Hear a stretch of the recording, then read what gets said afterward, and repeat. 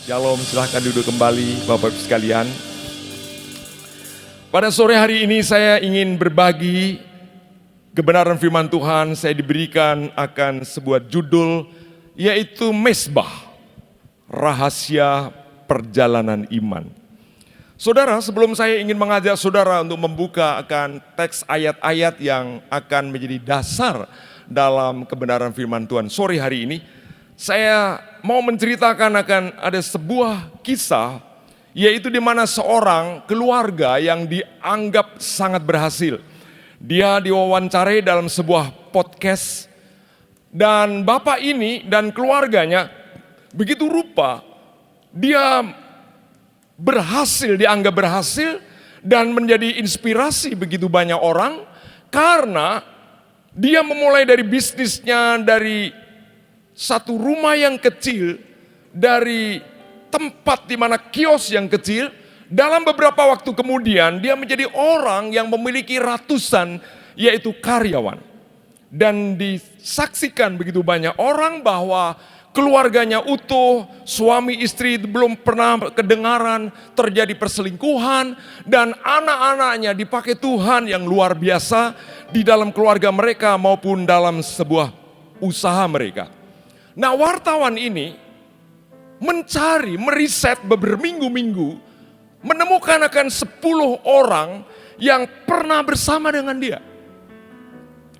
Dan dicari 10 orang ini, dan ditemukan bahwa ada 3 temannya yang berhasil, sungguh-sungguh hampir mirip dengan keluarga ini. Tetapi yang ketujuh, teman-temannya didapati ada yang kena narkoba, kemudian ada temannya yang telah mengalami perpecahan keluarga karena sebuah perselingkuhan. Ada yang diantaranya anak-anaknya hancur. Ada yang didapati di antara 7 teman itu, di mana ada yang masuk dalam penjara karena korupsi, dan juga akan hal yang lain. Cerita itu cukup panjang dan wartawan itu betul-betul menulis akan kisah orang ini, saudara. Di sebuah pertanyaan terakhir, wartawan ini menutup akan catatannya. Kemudian dia berkata, "Bapak, saya telah membaca kisah Bapak Ibu dan keluarganya. Saya mewawancarai anak-anak dan saya menemukan akan 10 teman bapak-bapak. Dan ini pertanyaan yang terakhir." Wartawan berkata, "Apa rahasianya daripada Bapak sebenarnya?" Ruangan yang sedang podcast itu tiba-tiba agak sedikit orang-orang ingin melihat dan juga ingin mendengar. Dia melirik beberapa foto di background daripada wawancara itu. Dia melihat, memandang akan istrinya. Terlihat di dalam sorot matanya itu berkaca-kaca. Kemudian dia menjawab. Ada orang yang mengira bahwa usaha saya, pekerjaan saya ini, oleh karena kepandaian saya, oleh karena mungkin saya bisa mengelola uang. Ya, semuanya perusahaan pasti ada yang mengelolanya. Tetapi kalau mau jujur dikatakan, ini yang luar biasa. Dia memandang, kemudian menunjukkan akan sebuah Alkitab yang cukup tua, yang sebenarnya begitu banyak coretan-coretan dengan stabilo itu. Lalu ia berkata, "Setiap pagi sebelum saya menyalakan akan lampu berangkat kantor saya memastikan ada satu api yang lebih dahulu menyala di dalam mesbah hati saya." Wartawan itu agak sedikit sekuler memang, sehingga dia cukup terdiam karena banyak yang diwawancarai tidak biasa menjawab hal seperti itu. Kemudian pria itu melanjutkan, "Saya pernah kehilangan uang. Saya pernah kehilangan teman yang pernah saya percaya. Dan pergi dengan membawa uang yang besar. Pernah saya mengalami kehilangan kesempatan yang luar biasa. Pernah hampir kehilangan usaha. Tetapi saya tidak pernah membiarkan api di hadapan Tuhan itu padam di dalam hati saya. Karena saya percaya selama api itu tetap menyala, Tuhan akan selalu menunjukkan jalan ketika saya tidak bisa melihat jalan. Podcast itu ditutup, saudara. Dan kemudian beberapa hari diterbitkanlah akan wawancara seorang wartawan ini dengan bapak itu. Dan yang sangat menarik, saudara, bahwa pembaca lebih banyak membicarakan kalimat terakhir itu daripada seluruh kisah suksesnya. Karena mereka sadar bahwa banyak orang ingin memiliki hasil yang sama, tetapi sedikit orang mau menjaga api yang sama. Kalau saudara pernah membaca seluruh Alkitab, baik perjanjian lama atau perjanjian baru, paling tidak saudara mungkin pernah membaca akan perjanjian lama. Saudara akan menemukan tokoh-tokoh di dalam Alkitab itu punya pola yang sama. Saudara melihat Nuh selesai melewati air bah, dia membangun mezbah. Abraham memulai perjalanan panggilannya ketika dia dipanggil oleh Tuhan di dalam Kejadian pasal 12. Dia membangun mezbah. Ishak ketika menghadapi kelaparan yang luar biasa, dia membangun mezbah. Yakub dipulihkan, bahkan ketika dia mau berjumpa dengan kakaknya, dia mengalami ketakutan yang luar biasa karena Esau kakaknya pernah bersumpah, kalau papa meninggal, maka saya akan membunuh dia. Dalam perjalanan dia membangun mezbah. Dia mengalami perjumpaan dengan Tuhan. Bahkan kita melihat Daud telah menghentikan tulah ketika mezbah itu dibangun. Elia dalam KKR yang luar biasa. Bagaimana Tuhan menyatakan hadiratnya ketika Elia membangun mezbah.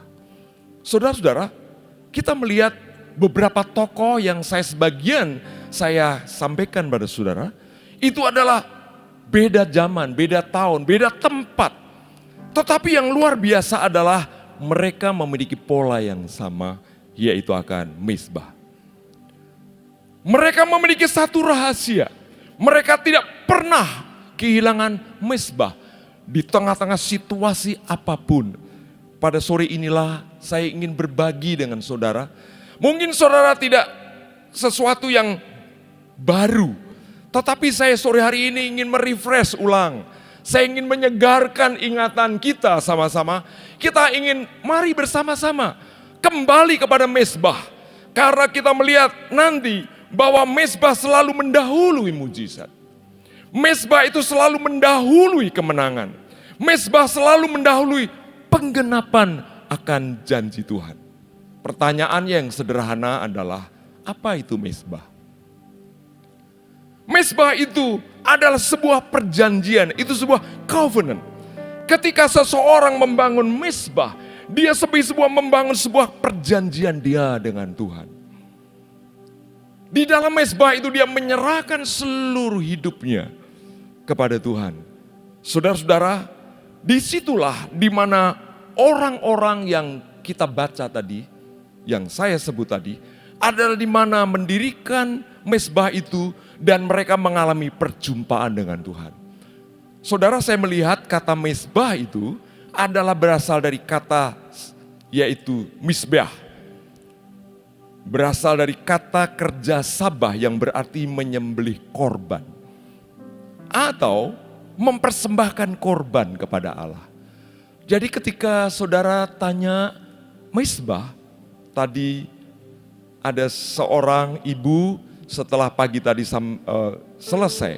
Pak Basri, apa bedanya mezbah dengan bait Allah? Ya Bu, fungsinya hampir sama. Kalau bait Allah mungkin begitu besar seperti bait Salomo, di mana orang-orang secara korporat datang ke bait Allah. Tetapi mezbah itu lebih bersifat personal, lebih bersifat pribadi. Jadi setiap ibu mesti harus memiliki mezbah.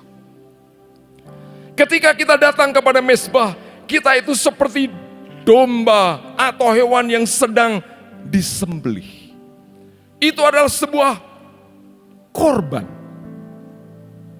Ada orang yang bangun pagi-pagi membangun mezbah. Itu gak gampang, saudara.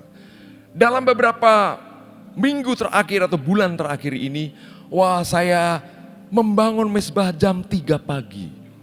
Tidak gampang memang. Bagaimana jam 3 pagi? Pak Basri, mengapa jam 3 pagi? Ya, saya dapat membaca di dalam kitab Matius. Ada 3 peristiwa yang ditulis ketika Yesus minta murid-muridnya untuk menyeberang. Setelah dia KKR 5.000 orang makan kenyang, belum termasuk wanita dan anak-anak. Setelah itu murid-murid diminta untuk menyeberang. Dan mereka menyeberang, betul. Kalau saudara membaca kisah itu, di tengah-tengah itu mereka mengalami kegoncangan yang luar biasa. Ada badai sakal. Dan ternyata mereka mengalami sesuatu yang luar biasa. Bagi saya di dalam Alkitab, waktu tertentu itu cukup menarik, saudara. Nah, ini saya, rema yang saya dapatkan. Karena di dalam saat itu, ketika di tengah-tengah itu, kalau saudara membaca di dalam kitab Matius, Matius menekankan bagaimana ketika badai itu terjadi dan dikatakan jam 3 pagi. Itu jam 3 pagi itu sebenarnya di dalam teks aslinya itu adalah dalam bahasa Yunani itu adalah waktu jaga yang keempat. Jaga yang pertama itu jam 6 sore, jaga yang kedua itu jam 9, jaga yang ketiga itu jam 12.00, kemudian jaga yang keempat itu jam 3 pagi. Bagi saya menarik. Kalau dalam terjemahan di sini hanya dikatakan jam 3. Tetapi teks aslinya itu dikatakan itu waktu jaga. Saudara-saudara, dan luar biasa, Tuhan di waktu jaga jam yang keempat, yaitu jam 3 pagi, Dia datang. Dan kita tahu di situ bagaimana murid-murid ketika selebat begitu melewati, dikatakan melewati, mereka ketakutan karena dipandang itu adalah hantu. Jadi orang itu kalau dipenuhi dengan ketakutan itu, mengapa banyak orang tidak bisa melihat Tuhan, tidak bisa mengalami akan Tuhan, karena hatinya dipenuhi dengan ketakutan sehingga dia melihat Tuhan itu bukan Tuhan yang pribadi, tapi takut. Lihat itu hantu girap-girap kira-kira. Dan kita tahu kitab Matius mengatakan di dalam peristiwa itu ada mujizat yang luar biasa di mana Petrus bisa berjalan di atas kemustahilan. Karena Petrus berkata, kalau itu engkau Tuhan, buat aku berjalan. Kitab Injil Matius menekankan tentang mujizat di tengah-tengah badai. Tapi kalau saudara membaca akan kisah yang sama di dalam kitab Markus, saudara akan melihat bukan mencatat tentang Petrus yang berjalan di atas air, tetapi Markus mencatat Yesus dari jauh melihatnya, memperhatikannya. Itu Markus, saudara. Tetapi kalau saudara membaca kitab Injil Yohanes, peristiwa yang sama tidak menulis tentang Petrus berjalan di atas air, tetapi Injil Yohanes mencatat ketika selesai dan kemudian Yesus naik di dalam perahu itu, dikatakan seketika, katakan seketika, sampai di apa? Pantai, di seberang. Bagi saya menarik, saudara. Ketika saya membaca peristiwa itu, Tuhan, aku rindu. Siapa tahu jam 3 pagi itu adalah saat di mana saya harus berjaga-jaga. Ketika menghadapi badai, padahal badai itu saya nggak tahu apakah badai itu alami atau itu diciptakan Tuhan. Nanti tanya saja Tuhan, kan nggak dijelaskan. Tetapi yang luar biasa, di tengah situasi yang badai itu, Tuhan bisa membuat sebuah mujizat. Ketika mereka mengalami taat dalam ketaatan, menghadapi pergumulan. Percayalah, dikatakan seperti kitab Injil Markus, dari jauh Tuhan memperhatikan saudara. Saudara dan saya tetap dipantau oleh Tuhan. Dan ketika saudara bersama-sama tetap dalam ketaatan dengan Tuhan, percayalah seperti Injil Yohanes, ketika saudara tetap mengizinkan Tuhan di tengah badai, di tengah situasi itu, maka apa yang terjadi? Tuhan akan membawa sebuah percepatan. Karena di dalam kitab Yohanes dikatakan seketika. 3 peristiwa di dalam kitab Injil itu dengan kisah yang sama. Sehingga saya membangun mezbah. Memang itu gak enak. Itu jam 3 pagi itu ngelilir-ngelilirnya. Orang yang enak tidur itu setelah ngelilir. Itu adalah sebuah tidur yang menyenangkan. Anda banyak orang mengambil bed covernya yang sudah morat-marit. Atau mencari sarungnya atau mencari apalah ya. Dan biasanya tidur yang kedua itu, sesi kedua itu nikmat. Sehingga ketika jam 3 pagi, ya itu seperti, ingat sini. Kalau kamu membangun mezbah, itu adalah seperti korban. Karena kebenaran inilah saya menyangkal diri saya dan saya bangun pagi-pagi, saya mencari wajah Tuhan. Karena saudara, paling tidak ada 4 hal yang saya ingin bagikan dengan saudara.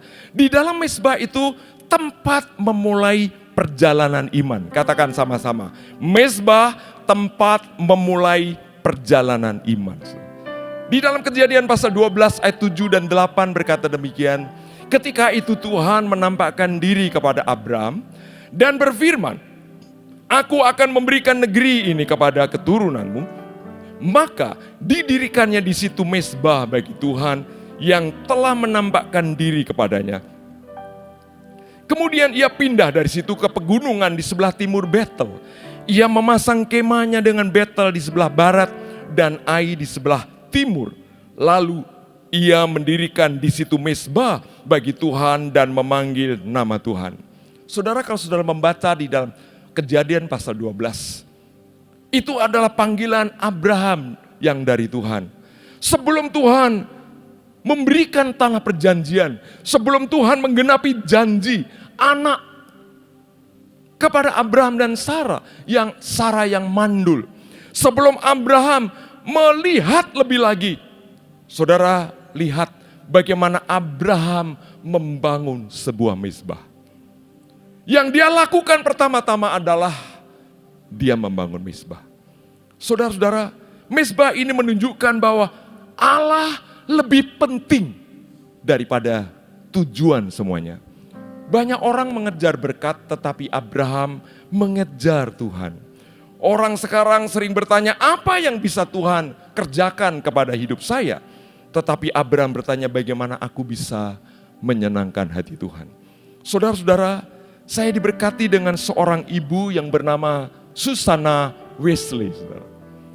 Susanna Wesley ini ditulis yang luar biasa dalam biografi. Susanna Wesley ini sungguh-sungguh membangun mezbah di tengah kemiskinan. Susanna Wesley memiliki 19 anak. Di sini ada enggak ya yang punya anak 19? Enggak ada ya. Kalau keluarga baru saya tanya, gimana punya anak lagi? Enggak pak. Sudah cukup 1 saja. Kayaknya anak itu jadi kepahitan. Kayak keluarga yang kedua, gimana tambah lagi? Enggak pak. Saya kalau ketemu teman pendeta, anaknya berapa? Dia tanya-tanya kan biasanya. Anak saya 1. Pendeta itu minimal anaknya 3. Kan gitu ya. Pendeta Petrus anaknya 3. Pak Tri itu masih kurang 1 ya. Pendeta Tri itu baru 2. Saya tanya dengan Bu Olga, apakah ingin punya anak lagi? Kepingin Pak, cuman itu Jedida nggak mau katanya. Saudara-saudara, tetapi Susanna Wesley itu memiliki 19 anak. Ini pada orang Eropa, orang Inggris ya. Mungkin kayak orang Jawa ya. Banyak anak, banyak rezeki. Rupanya ditiru oleh orang Eropa ya. Rumahnya kecil, suaminya sering mengalami masalah keuangan. Iya sih, Karena 19 anak, semua mulut makan semua. Iya enggak? Memang dicatat hanya 10 anak yang bertahan hidup hingga dewasa. Saudara-saudara, namun setiap hari Susannah Wesley ini mempunyai kebiasaan di mana dia setiap pagi duduk di kursinya, kemudian menutup wajahnya dengan celemek. Celemek itu tadi apa itu? Celemek tadi? Iya, itu ampron itu. Saya itu mungkin kalau saudara ke kepala ikan Pak Untung mungkin celemek itu ya. Itu ya. Menutup wajahnya dan anak-anak tahu kalau mamahnya sedang nutup mukanya dengan celemek itu. Anak-anaknya tahu bahwa mamahnya sedang membangun mezbah. Semuanya tahu, tidak ada yang mengusik akan ibunya. Dia melihat anak-anaknya, mama sedang menghadap Tuhan. Itulah mezbah keluarga Wesley, saudara. Terlalu panjang kisah ini. Tetapi dari mezbah yang sederhana itu lahirlah 2 tokoh yang luar biasa. Namanya adalah John Wesley dan Charles Wesley. Kalau saudara mengikuti dalam sebuah misiologi, John Wesley dan Charles Wesley ini adalah anak-anak atau orang-orang yang membakar seluruh Eropa dengan kebangunan rohani yang luar biasa. Sampai api kebangunan rohani di Inggris melanda seluruh Eropa dan sampai ke Amerika. Ternyata dilahirkan dari seorang ibu yang setiap saat, pada waktu pagi, pada waktu malam, dia menutup wajahnya dengan celemeknya itu dan dia sedang membangun mezbah. Saya tidak tahu dengan kehidupan saudara, tetapi ternyata bahwa celemek itu, mezbah itu membangkitkan anak-anak yang membawa api kebangunan rohani. Saudara, mezbah itu juga memulihkan orang yang pernah gagal. Di dalam Kejadian pasal 13 ayat 3 dan 4 berkata demikian, ia berjalan dari tempat persinggahan ke tempat persinggahan, dari tanah Negeb sampai dekat Betel, di mana kemahnya mula-mula berdiri antara Betel dan Ai. Ke tempat mezbah yang dibuatnya dahulu di sana, disitulah Abram memanggil nama Tuhan. Saudara-saudara, kita tahu cukup panjang untuk menceritakan kisah ini. Tetapi Abraham ketika dipanggil dia pernah mengalami masalah keluarganya. Dan dia pergi ke Mesir. Kita tahu dia berkata kepada istrinya, "Mah, nanti kalau ketemu orang, kamu ngomong ya, kamu saudaraku atau kamu adikku." Kemungkinan besar menurut banyak orang, Sarah itu cantiknya bukan main. Punya istri cantik pun itu juga tidak merasa aman. Jadi carilah istri yang sesuai dengan kehendak Tuhan. Amin, saudara. Cari terlalu banyak wanita cantik, itu juga selain ragatnya banyak, maaf ya di sini enggak ya, itu juga banyak orang terlalu melirik. Nah, saudara-saudara, Abraham mengalami masalah dan kita tahu akhirnya ketika di Mesir, ternyata Firaun tahu bahwa Abraham melihat sedang bercumbu-cumbuan dengan istrinya. Dia pulang dan disitulah saudara-saudara, dia membangun mezbah di tengah-tengah rasa malu, kegagalan itu. Dan rupanya itu diulang kembali pada waktu di Abimelekh, saudara. Saudara-saudara yang terkasih dalam Tuhan, rupanya suami istri yang sepakat gak benar itu, Tuhan juga tidak menggenapi janji. Mengapa Abraham tidak segera memiliki anak? Mana mungkin Tuhan akan memberkati kakak beradik. Saudara-saudara, dan kita tahu di pasal 20, ketika Tuhan mengoreksi Abraham melalui Abimelekh, dia sadar. Kemudian dia mulai mendoakan orang-orang akan di istana Abimelekh yang akibat dia banyak orang yang mandul. Maka dia melepaskan mendoakan orang-orang yang mandul. Baru pasal 21 di dalam kitab Kejadian, Sarah mulai diperhatikan oleh Tuhan. Saudara-saudara, pemulihan selalu dimulai ketika seseorang kembali kepada Tuhan. Bukan kepada kesuksesan, bukan kepada jabatan, tetapi kepada hadirat Tuhan. Ada seorang hamba Tuhan, dia pendeta dari Amerika. Dia sudah 20 tahun melayani di Turki, saudara. Namanya adalah Andrew Brunson. Pada tahun 2016, pendeta Andrew ini, pemerintahan berubah, kemudian dia ditangkap. Menurut pemerintahan yang saat itu tahun 2016, dia dituduh sebagai seorang teroris dan sebagai mata-mata. Saudara, dua tuduhan ini sangat benar mengerikan. Karena pasti namanya mata-mata, apalagi teroris di dalam Turki itu pasti dia dihukum mati. Saudara-saudara, dalam bukunya God Hostage atau Sandera Tuhan, bahwa Andrew Brunson ini mengakui dengan jujur bahwa dia pernah menangis kecewa karena bahkan bertanya kepada Tuhan, Tuhan, mengapa engkau meninggalkan aku? Aku sudah melayani 20 tahun di Turki ini. Aku meninggalkan negeriku, tetapi dia ditangkap, saudara. Banyak orang tuduhan itu tidak berdasar katanya. Namun di tengah keputusasaan itu, pendeta Andrew ini, dia mengambil satu keputusan yang luar biasa. Dia berkata di tengah-tengah situasi yang tidak jelas itu, dia membuat komitmen. Komitmennya menarik. Dia berkata demikian, kalaupun aku tidak merasakan hadirat Tuhan, aku tetap akan menyembah Dia. Saudara, memang kalau orang sedang menghadapi masalah, itu kayaknya doa itu kayak mentok, saudara. Saya pernah mengalami masalah, sedang rame masalah saya. Doa itu betul-betul memang nggak tahu itu. Mungkin kayak firman Tuhan ya, langit seperti tembaga, tanah seperti apa? Besi atau sebaliknya itu. Orang yang sedang menghadapi pergumulan, masalah itu kayak gitu. Rasanya itu doa itu nggak iso nembus. Saya pernah mengalami. Sehingga saya berkata, Tuhan, kalau ini semua masalah yang terjadi, itu karena anugerah-Mu.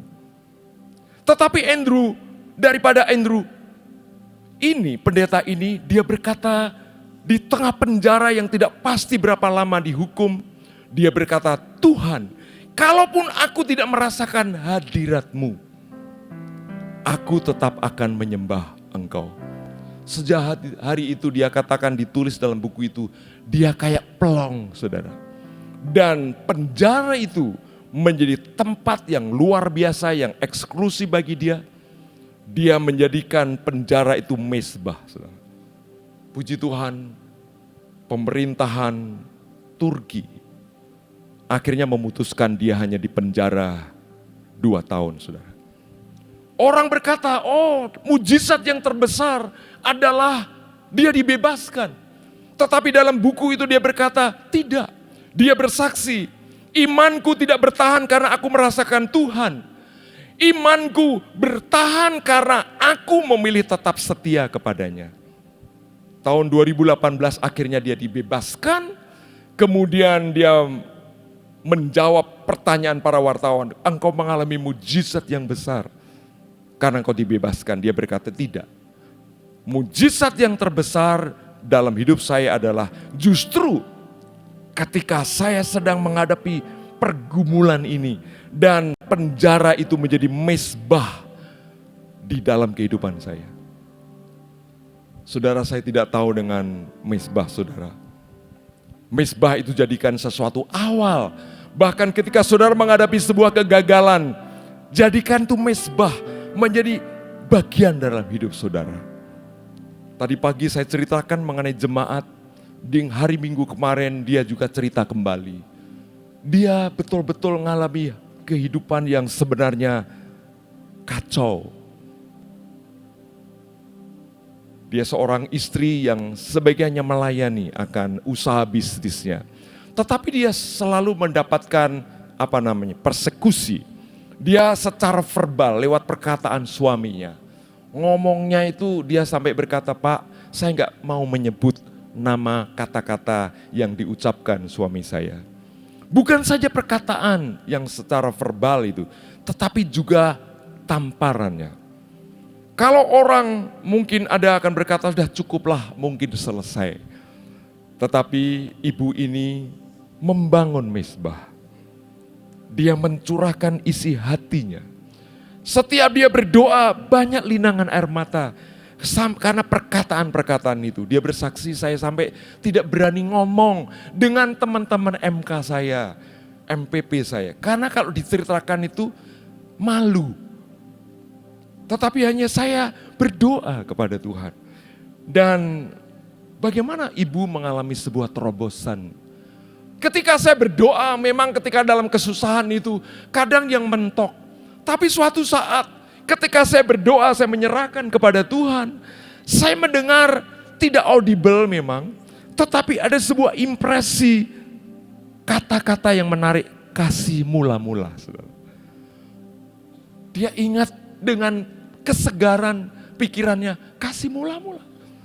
Sehingga dia melakukan itu, bangkit dari doa dia. Jadi suaminya itu memanggilnya itu, no, minum. Ya dia siapkan minum. No, nasi goreng. Ya nasi goreng. No, mie.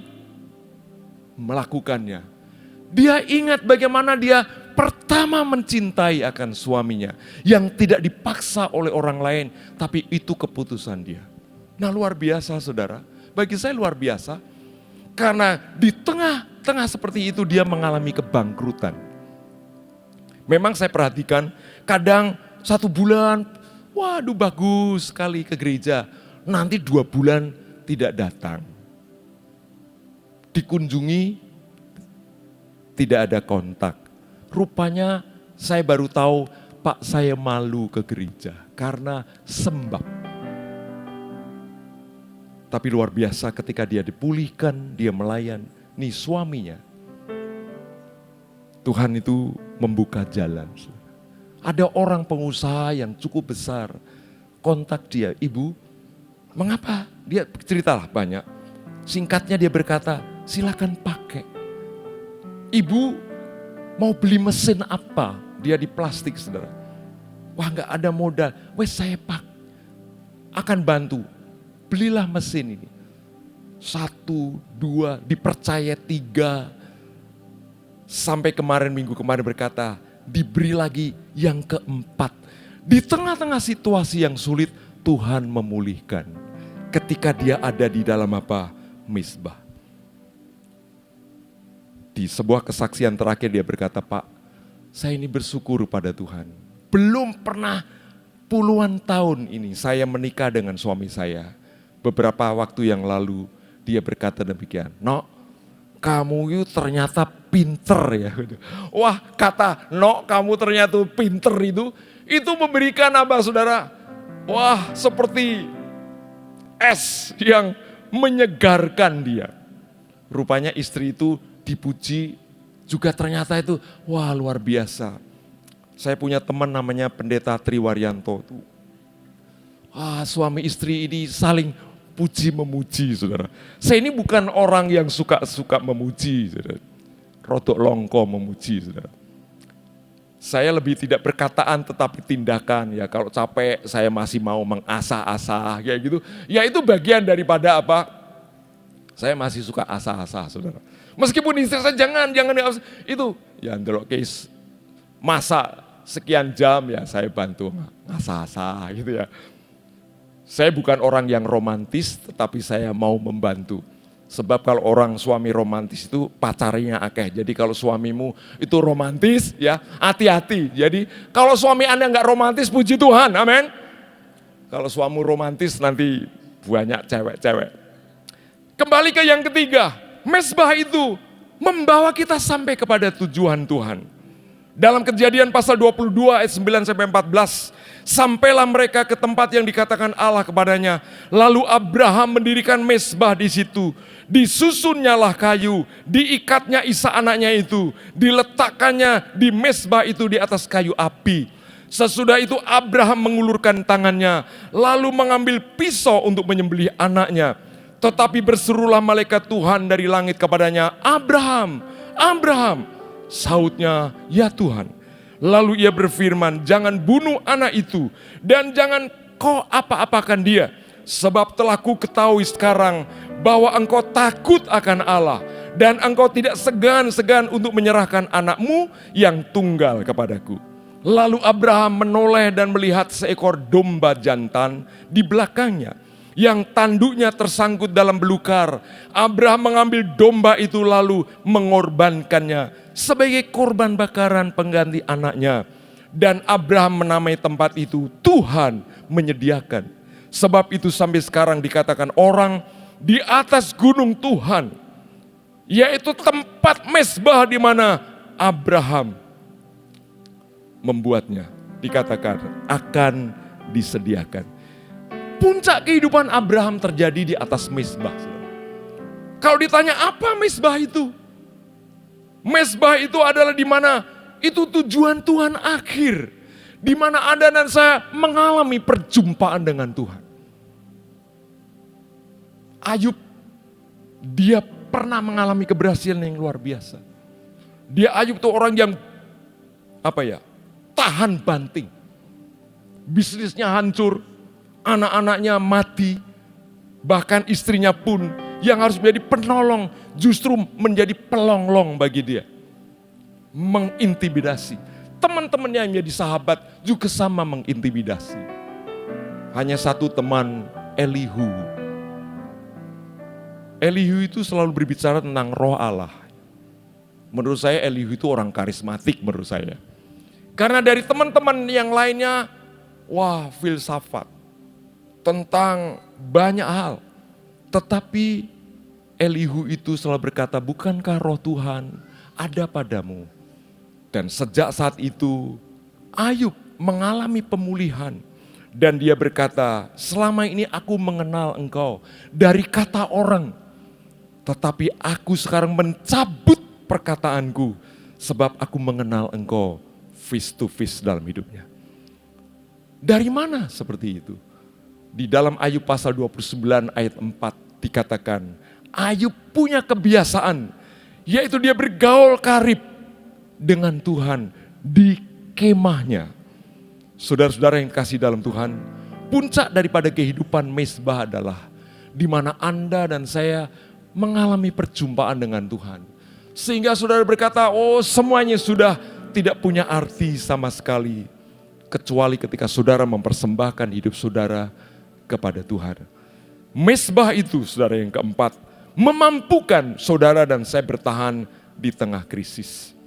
Kejadian 26 ayat 24-25 berkata, lalu pada malam itu Tuhan menampakkan diri kepadanya serta berfirman, akulah Allah ayahmu, Abraham, janganlah takut sebab aku menyertai engkau. Aku akan memberkati engkau dan membuat banyak keturunanmu karena Abraham hambaku itu. Sesudah itu Ishak mendirikan mezbah di situ dan memanggil nama Tuhan. Ia memasang kemahnya di situ, lalu hamba-hambanya menggali sumur di situ. Saudara-saudara, kalau saudara membaca seluruh narasi di dalam Kejadian pasal 26, bagaimana Ishak mengalami kelaparan yang luar biasa. Orang yang beriman, keturunan Abraham pun bisa menghadapi krisis, yaitu Ishak.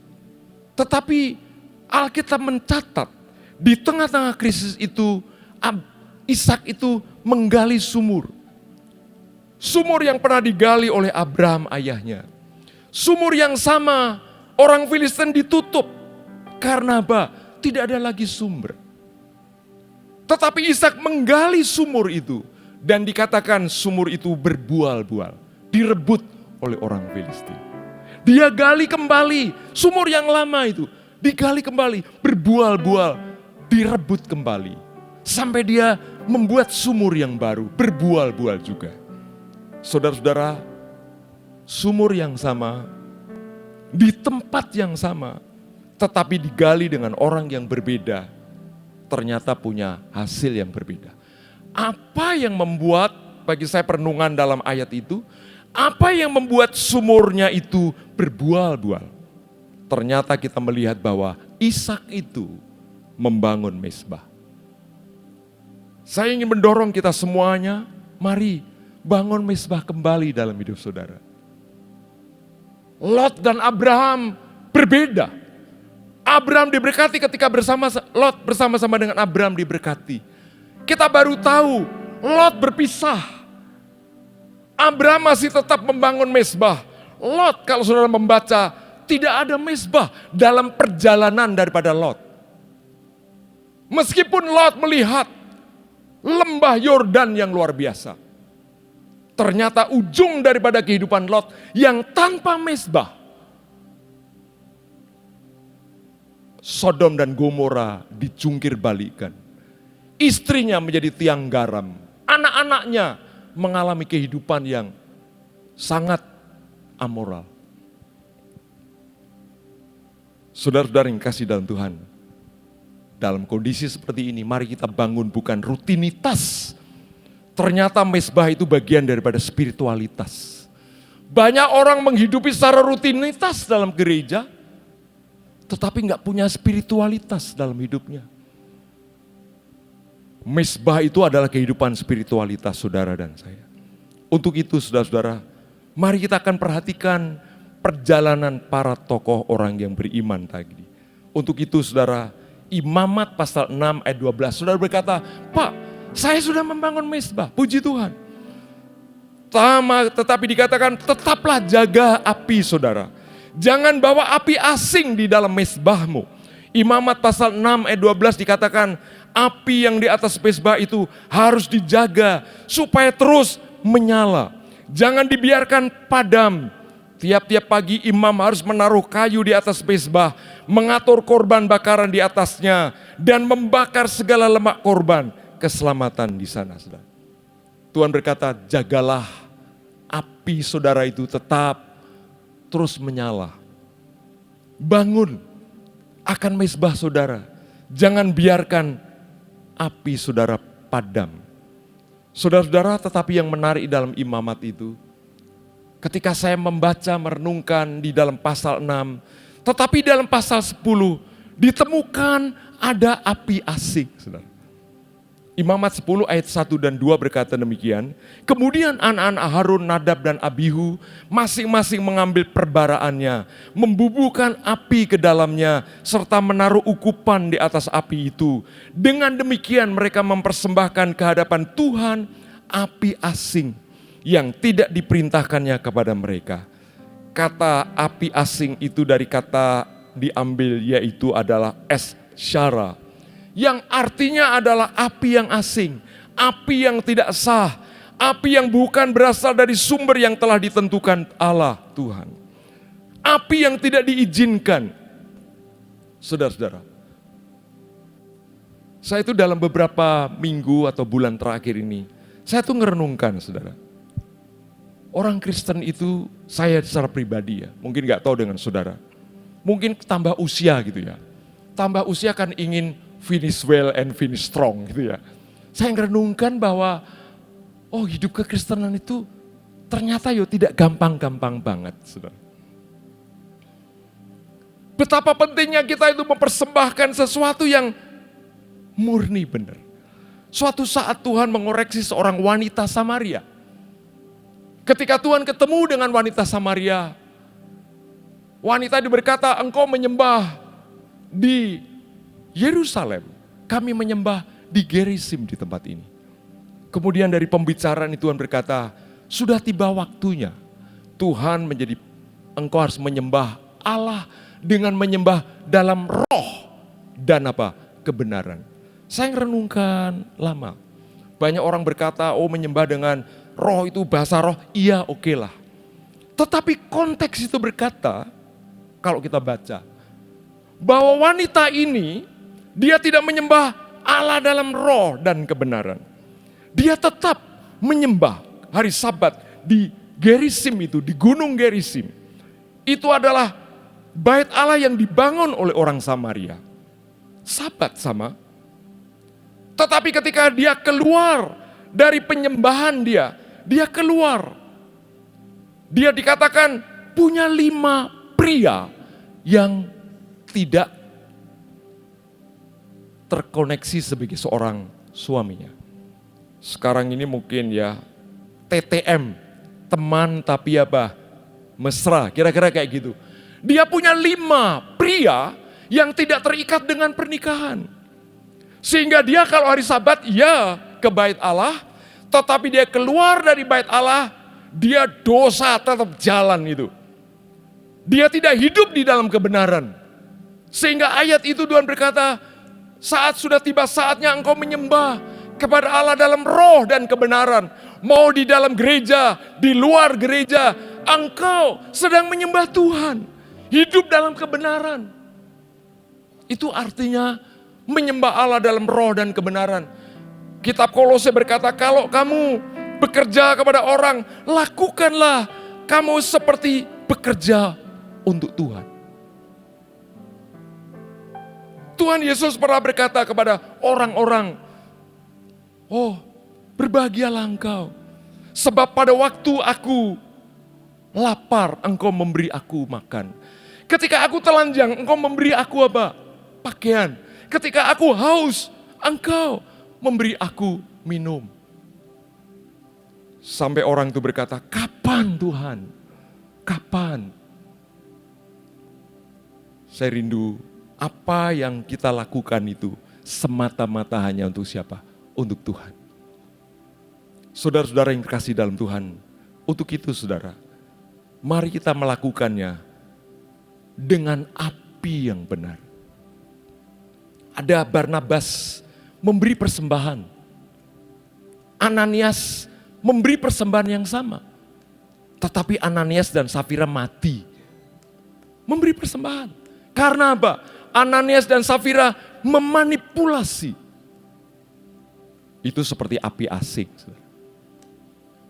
Di dalam Alkitab juga berkata, Tuhan, bukankah aku bernubuat demi namamu, mengusir setan demi namamu, membuat mujizat demi namamu. Tuhan di waktu yang sama berkata, enyahlah kamu. Sebab kamu pembuat apa? Kejahatan. Coba, itu kan level pendeta, penginjil ya enggak? Melayani. Saya tuh ngerenungin Tuhan, jadi wong Kristen juga enggak gampang. Gereja di Efesus dikoreksi oleh Tuhan. Tuhan berkata, aku tahu pekerjaanmu di dalam kitab Wahyu. Dan begitu banyak yang lainnya. Tetapi kamu telah jatuh begitu dalam. Bertobatlah dan kembalilah kepada kasih yang mula-mula. Coba saudara, saya ini gembala. Mengembalakan. Kan mesti harus ada kegiatan. Betul enggak saudara? Tapi ternyata saudara juga sama sampai seperti saya, melayani. Tapi ternyata pelayanan yang tidak digerakkan dengan kasih. Pelayanan yang tidak digerakkan dengan Tuhan. Itu di hadapan Tuhan itu seperti dikinis, seperti api asik. Untuk itu saudara, mari membangun mezbah. Yang terakhir saya ingin mengajak saudara, ketika kita datang kepada Tuhan, memang saya melihat ada level kedekatan dengan Tuhan. Di dalam Mazmur 123 ayat 1 dan 2 dikatakan, nyanyian syarah, kepadamu aku melayangkan mataku ya Tuhan, ya Engkau yang bersemayam di surga. Lihat, seperti mata para hamba laki-laki memandang kepada tangan tuannya. Seperti mata hamba perempuan memandang kepada tangan nyonyanya. Demikianlah mata kita memandang kepada Tuhan Allah kita sampai Ia mengasihani kita. Kalau saudara berkata, Tuhan aku ini hambamu. Seorang hamba itu seperti dikatakan matanya hanya tertuju kepada tangan Tuhan. Bukan berkat yang memberi. Tetapi konteks di sini memang seorang hamba tidak bisa memandang wajah tuannya atau nyonyanya. Dia hanya melihat tangannya yang mungkin menggunakan kode. Boleh masuk atau mungkin keluar. atau mungkin memberikan sesuatu perintah. Dia berfokus apa yang Tuhan inginkan, memandang dia. Dalam Lukas 15 ayat 18, aku akan bangkit dan pergi kepada Bapakku dan berkata kepadanya, Bapa, aku telah berdosa terhadap surga dan terhadap Bapa. Aku tidak layak lagi disebutkan anak Bapa, jadikanlah aku sebagai salah seorang upahan Bapa. Saudara, Lukas pasal 15 ini itu berbicara tentang anak yang hilang. Ada anak sulung dan anak bungsu. Ya saudara, sebagai seorang anak, biarlah Anda tidak seperti seorang anak yang belum mengalami reform dalam hati saudara. Seorang anak yang belum mengalami perubahan itu ya maunya ya warisan, habiskan macam-macam. Kalau Anda belajar anak sulung itu ya pokoknya haknya saja. Dia melakukan pekerjaan tetapi nggak punya hubungan. Tetapi yang luar biasa, bahwa anak ini diperkenan oleh Tuhan karena dia hatinya sudah remuk. Saudara. Orang hati yang remuk itu ya ternyata harus dihancurkan dulu. Kisah daripada siapa? Anak ini. Sampai mangan saja sulit, baru hatinya remuk. Perkenanan kita dengan Tuhan ketika saudara berkata, Tuhan aku anakmu. Anak yang sudah diperbaharui ini sudah tidak lagi punya agenda. Dia datang, Tuhan, Bapak, aku telah berdosa kepada surga dengan dan Bapak. Aku jadi pembantumu saja oke. Tidak ada agenda lain, saudara. Sudah tidak mikirkan warisan yang lain. Dan baru dikatakan itu dalam perkenanannya. Di dalam Lukas 11 ayat 8, aku berkata kepadamu sekalipun ia tidak mau bangun dan memberikannya kepadanya karena orang itu adalah sahabatnya, namun karena sikapnya yang tidak malu itu diperlukan. Diberikannya sebenarnya. Saudara-saudara, ini kisah sahabat. Abraham itu hanya sampai di dalam level sahabat. Makanya ketika Sodom dan Gomora, apa yang terjadi? Tuhan memanggil sahabatnya Abraham. Sampai Abraham negosiasi Tuhan. Kalau ada 40 orang yang benar, apakah engkau akan menghancurkan? Oh enggak. 30? Enggak. 20? Tidak. Bagaimana kalau ada 10 orang benar? Oh tidak. Tuhan itu memberikan semua rahasianya juga kepada sahabatnya. Saudara termasuk di level apa? Sebagai seorang hamba di hadapan Tuhan, kita hanya memandang kepada Dia. Tuhan, apa yang Engkau perintahkan kepadaku? Sebagai seorang sahabat, saudara mungkin juga akan sewaktu-waktu kita bisa datang kepada Dia. Sebagai seorang anak, level anak yang diperkenan oleh Tuhan bukan saja dewasa, tetapi hatinya yang remuk, tidak ada agenda apapun. Kita datang kepadanya. Tetapi lebih daripada itu saudara, biarlah saudara akan membangun level lebih lagi. Dikatakan 2 Korintus 11 ayat 2 dan 3. Sebab aku cemburu kepada kamu dengan cemburu ilahi. Karena aku telah mempertunangkan kamu kepada satu laki-laki untuk membawa kamu sebagai perawan suci kepada Kristus. Tetapi aku takut kalau pikiran kamu disesatkan, saudara. Biarlah saudara sampai kepada level sebagai seorang tunangan Kristus.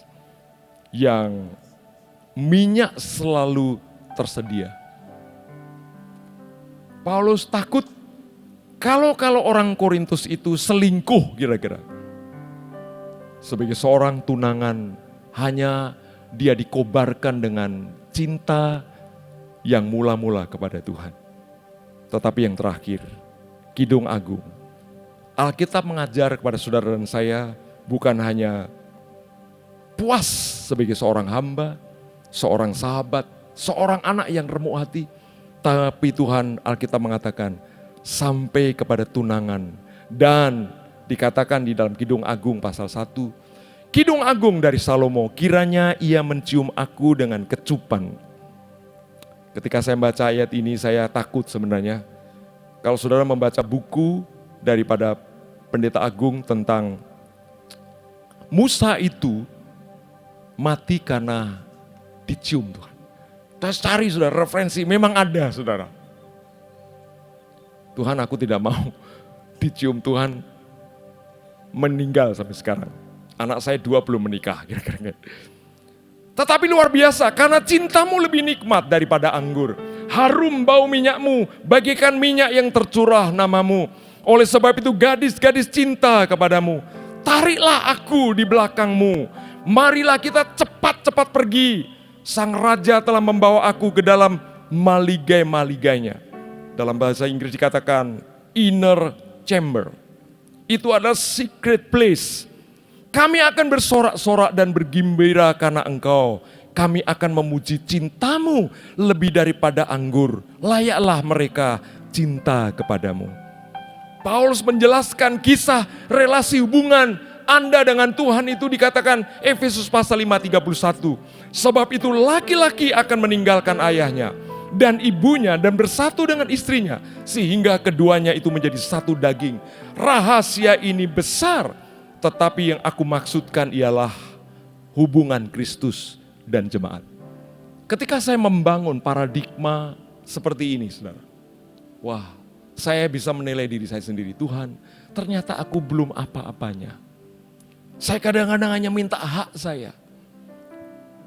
Tapi seketika saya menempatkan diri sebagai seorang hamba, saya seperti Mazmur 123, Tuhan, apa yang Kau inginkan dalam hidup saya. Ketika sebagai seorang sahabat, saya mau mendengar apa yang Tuhan mau untuk jemaat yang saya layani. Kasih tahu Tuhan apa yang ingin Engkau inginkan. Ketika saya ada di dalam posisi sebagai anak, tidak lagi saya berpikir tentang warisan. Saya tidak punya agenda apapun di hadapan Tuhan. Meskipun Tuhan membawa anak itu dipulihkan. Tapi saya ingin juga, Tuhan, aku ini sebagai tunangan-Mu. Ngecek apakah saya masih bergairah, cinta saya. Masih saya tidak membuat perselingkuhan yang lain. Perselingkuhan kita mungkin HP kita kadang-kadang merebut akan hubungan kita dengan Tuhan. Lebih daripada itu, Tuhan, aku adalah mempelai-Mu. Saya rindu ketika dalam mezbah, Tuhan berkata, mencium bau yang harum. Orang kalau sudah level di dalam mempelai dengan Tuhan, saudara akan menghirup bau-bau. Bukankah firman Tuhan berkata, apa yang belum pernah dilihat dengan mata, apa yang belum pernah didengar dengan telinga, apa yang belum pernah timbul dari hati, Tuhan sediakan bagi orang yang mengasihi Dia. Itu indera. Kita punya 5 indera, betul saudara? Saya rindu juga Tuhan membuka hidung saya, menghirup keharuman Tuhan. Dan juga mengecap akan kebaikan Tuhan. 5 hal ini menolong saya untuk terus membangun mezbah. Membuat saya, Tuhan, saya rindu terus membawa saya, mentarik saya Tuhan ke mahligai-mahligai-Mu. Saya berharap mezbah saudara punya berbobot level kedekatan saudara dengan Tuhan. Mari kita berdoa. Tuhan, berbicara kepada setiap kami Tuhan. Saya nggak tahu dengan mezbah saudara. Mungkinkah mezbah saudara sudah padam, sudah tidak lagi menyala. Atau mungkin saudara sedang menyalakan api asing yang bukan dari Tuhan. Api asing itu adalah saudara mengeksplorasi ego saudara. Segala sesuatu yang digerakkan oleh ego total daging, itu adalah api asing. Dan Tuhan tidak berkenan. Kita ternyata di hadapan Tuhan tidak hanya sekedar memberi, tapi memberi tanpa hati yang mengasihi. Saudara melayani bukan sekedar melayani karena tugas, tetapi biarlah saudara digerakkan karena kasih Anda mula-mula. Sebagai seorang hamba, sebagai sahabat, sebagai anak yang hatinya hancur, yang hanya berkata, kalau aku melayani itu adalah karena anugerah. Itu anak yang diperbaharui. Naikkan lagi sebagai seorang mempelai. Seorang yang tunangan mempelai itu. Cintanya berkobar-kobar hanya untuk mempelainya. Dan lebih dalam lagi. Sampai mempelai Kristus dan sudah berkata, Tuhan tarik aku sampai ke mahligaimu. Dan aku mencium bau yang harum dari Engkau. Terima kasih Tuhan.